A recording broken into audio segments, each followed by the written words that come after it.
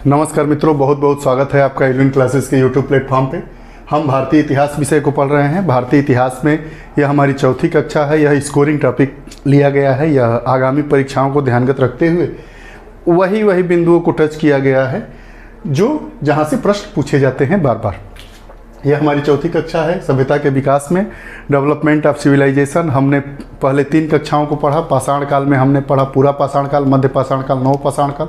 उसके बाद हमारी तीसरी कक्षा थी सिंधु घाटी सभ्यता, और उसी सभ्यता के विकास के क्रम में हमारा अगला टॉपिक है आज का ताम्र पाषाणिक सभ्यता। ताम्र पाषाणिक सभ्यता के बारे में हम बात करेंगे। अगर आपको यह हमारी कक्षाएँ अच्छी लगती है तो ज़रूर अपने मित्रों तक शेयर करें। आइए प्रारंभ करते हैं।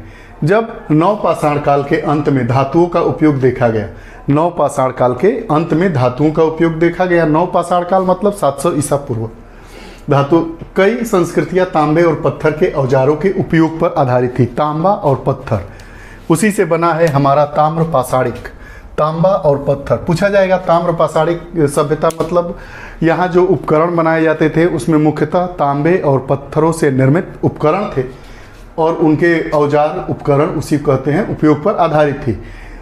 ताम्र पाषाण काल को अंग्रेजी में चाल्कोलिथिक एज कहा जाता है। चाल्को मतलब ताम्र और लिथिक मतलब पाषाण। चाल्को ताम्र और लिथिक मतलब पाषाण। ताम्र मतलब यहाँ तांबा। अब इसका जो पुरातत्वविद ने एज एक डिवाइड किया है, बताया है, वो है 2500 ईसा पूर्व से 700 ईसा पूर्व तक फैला। यह जो हमारा ताम्र पाषाणिक सभ्यता थी इसका विकास 2500 ईसा पूर्व से 700 ईसा पूर्व तक फैला। अब इसके परिचय को देखेंगे, उसके बाद प्रमुख ताम्र पाषाणिक संस्कृतियाँ देखेंगे, उसके बाद कुछ 2020-21 में उत्खनन हुआ, वहाँ से भी ताम्र पाषाणिक सभ्यता के साक्ष्य मिले हैं। मध्य प्रदेश में 2 ऐसी जगह हैं, उनके बारे में पढ़ेंगे, वो करेंट का मुद्दा हो जाएगा, लेकिन इसमें सबको लिया गया है। परिचय। सिंधु घाटी सभ्यता के नगरीय जीवन के बाद उत्तर भारत के कतिपय क्षेत्रों में पुनः ग्रामीण संस्कृतियां परिलक्षित होती है। सिंधु घाटी सभ्यता कैसी थी? नगरीय सभ्यता थी, उन्नत किस्म की सभ्यता थी। कि उत्तर भारत के कतिपय क्षेत्रों में, कतिपय मतलब कहीं कहीं, पुनः ग्रामीण संस्कृतियां परिलक्षित होने लगी, ग्रामीण संस्कृतियां दिखाई देने लगी।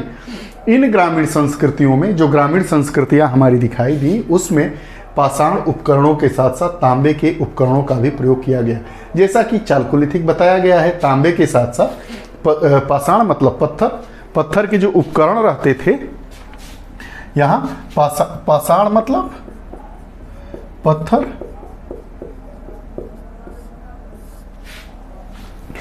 पाषाण पत्थर के उपकरणों के साथ साथ तांबे के उपकरणों का भी प्रयोग किया गया। अतः पुरातत्वविद, जो पुरातत्वविद होते हैं, इस संस्कृति को ताम्र पाषाणिक संस्कृति के नाम से अभिहित किया। बात यहाँ हो रही है कि जो सिंधु घाटी सभ्यता, जो नगरीय सभ्यता थी, उसके बाद उत्तर भारत के कुछ क्षेत्रों में कुछ ग्रामीण संस्कृतियाँ परिलक्षित हुई। इस ग्रामीण संस्कृतियों में यह देखा गया कि पाषाण उपकरणों के अलावा ताम्र उपकरणों का भी प्रयोग किया गया। दोनों का उपयोग होने लगा तो पुरातत्वविद ने इसे ताम्र पाषाणिक सभ्यता का नाम दिया। अब यहाँ से कुछ प्रमुख चीज़ें प्राप्त हुई है। तो गोदावरी क्षेत्र में दायमाबाद स्थल है, गोदावरी का क्षेत्र है, वहाँ से दायमाबाद स्थल है, दायमाबाद जगह का नाम है, जहाँ से सबसे बड़ी बस्ती के साक्ष्य प्राप्त हुए। बस्ती के साक्ष्य प्राप्त हुए। कलश समाधान भी प्राप्त। प्रमुख ताम्र पाषाणिक संस्कृतियाँ कौन कौन सी हैं, कहाँ कहाँ पे हुई, उनका जगह बार बार पूछा जाता है, उसको ध्यानगत रखते हुए ये इसको बताया गया है। अहार, अहार ये जगह का नाम है, यह राजस्थान में है। इसका प्राचीन नाम ताम्बवती था। बार बार पूछा गया है कि ताम्बवती किसका प्राचीन नाम था, तो अहार का। ताम्बवती किसका प्राचीन नाम था, तो अहार का। यह कहाँ की सभ्यता थी, कहाँ का जगह था, राजस्थान का। यहाँ पर प्रस्तर फलक उद्योग पाया गया। कौन सा उद्योग? प्रस्तर फलक। उसके बाद कायथा जगह था, यह भी चंबल क्षेत्र में स्थित था। इसके मृदभांडों पर उत्तर हड़प्पा संस्कृति का प्रभाव दिखाई देता है। उत्तर मतलब पहले, उत्तर मतलब पहले, उत्तर हड़प्पा संस्कृति का प्रभाव दिखाई देता है। उसके बाद मालवा का क्षेत्र है। मालवा कहाँ पे है? मध्य प्रदेश के नर्मदा नदी वाला जो क्षेत्र है उसको मालवा का क्षेत्र कहते हैं। वैसे पूछा जाएगा कि मालवा कहाँ है, तो मध्य प्रदेश में। किस क्षेत्र में यह मालवा का क्षेत्र पड़ता है, तो किस क्षेत्र में कहेंगे? नर्मदा क्षेत्र में। नर्मदा क्या है? नदी है, मध्य प्रदेश में बहने वाली नदी है। तो इसके मृदभांड ताम्रपाषाण मृदभांडों में उत्कृष्टतम पाए गए। ये भी इंपॉर्टेंट है। मृदभांड तो पाए गए ताम्रपाषाण काल में कई जगहों पर पाए गए, लेकिन सबसे उत्तम किस्म के, सबसे अच्छे, सबसे उत्कृष्ट जो मृदभांड पाए गए ताम्रपाषाण काल में वो कहाँ पाए गए? मालवा में। मालवा कहाँ है? मध्य प्रदेश के नर्मदा क्षेत्र में स्थित एक स्थान है।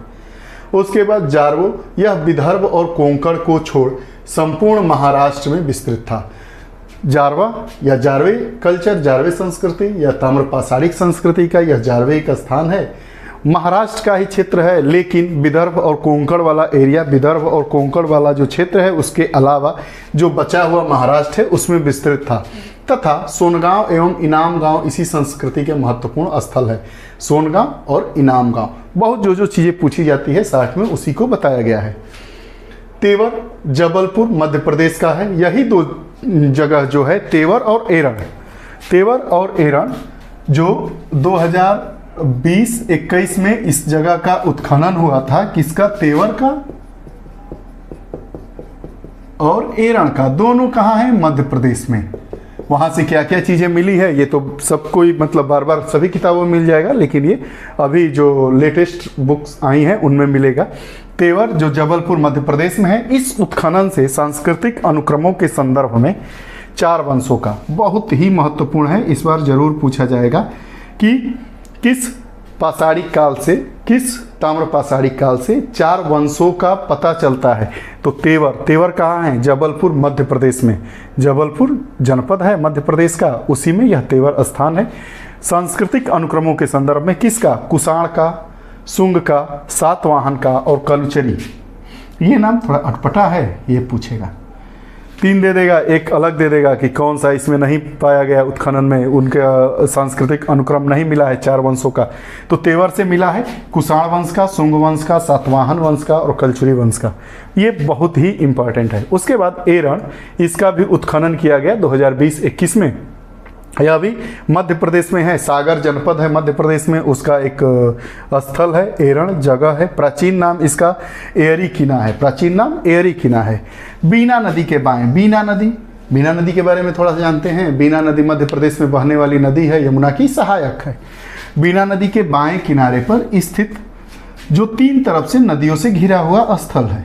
यहाँ से उत्खनन में क्या क्या मिला है? तांबे का सिक्का मिला है, लोहे के तीर का सिरा, तीर का सिरा, ये जो तीर होता है इसका सिरा मिला है किस चीज का? लोहे का। तीर का सिरा, सिरा मतलब ऊपर वाला हिस्सा, सिर वाला हिस्सा। टेराकोटा मन का, जानवरों की मूर्तियां, जानवरों की मूर्तियां, लोहे की वस्तुएं। अब देखिए ताम्रपाषाणिक सभ्यता है, यहाँ से बहुत सारे उत्खनन प्रमाण मिले हैं ताम्रपाषाणिक सभ्यता के।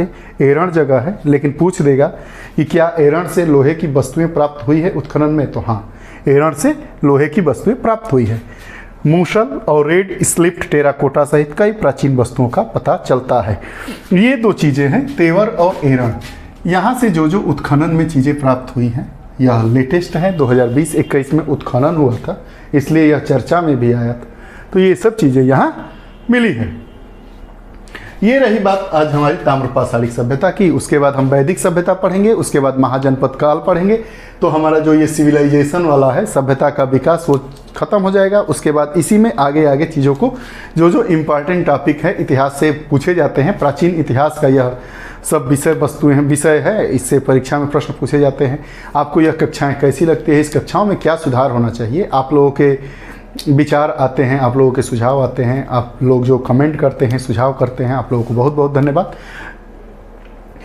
आप लोग हमसे और भी हैं, इंस्टाग्राम के थ्रू जुड़ सकते हैं, ट्विटर के थ्रू जुड़ सकते हैं। आप अपने विचार, प्रश्न, कौन सा टॉपिक पढ़ाया जाना चाहिए, ये जो टॉपिक पढ़ाया जाता है उसमें क्या कमियां रह जाती हैं, इन सब के बारे में भी आप अपने विचार और सुझाव दे सकते हैं। उसके लिए आप व्हाट्सएप भी कर सकते हैं, टेलीग्राम भी कर सकते हैं। दोनों के लिए हमारा नंबर है 7081788388।